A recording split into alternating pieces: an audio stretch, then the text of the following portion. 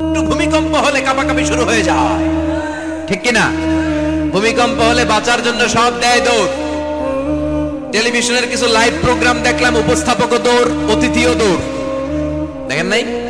Live broadcasting হচ্ছিল, কি সরাসরি সম্প্রচার। যখন দেখা যাচ্ছে চেয়ার কাঁপতেছে, উপস্থাপক দৌড়, আর মেহমানরা বসে আছে মাইক নিয়ে। কিছুক্ষণ পরে আরো কাঁপাকাঁপি বেড়ে গেল, মেহমানও দৌড়। কথা কন। 20 তলা 30 তলা দামি দামি বিল্ডিং গুলোর ফ্ল্যাটের ভেতরে যারা থাকে, তুফান শুরু হলে দেয় দৌড়। কথা কন। ভাড়াটিয়ারা দৌড়ায়, বাড়িওয়ালারা দৌড়ায় না। নিজের বাড়ি তো এই জন্য দৌড় দেয় না। নাকি ভূমিকম্প হলে ভাড়াটিয়াও দৌড়, বাড়িওয়ালাও দৌড়? র্যাবের প্রধান দৌড়, পুলিশ প্রধান দৌড়, শুধু প্রেসিডেন্ট আর মাননীয় প্রধানমন্ত্রী দৌড়ায় না। কথা কন। বাঁচার জন্য সব দৌড়। যদি ভূমিকম্প হয়, আল্লাহর নামে ঘর থেকে বের হয়ে যাবেন আর পড়বেন আল্লাহুম্মা আউযু বিওয়াজহিক। সবাই পড়েন আল্লাহুম্মা আউযু বিওয়াজহিক।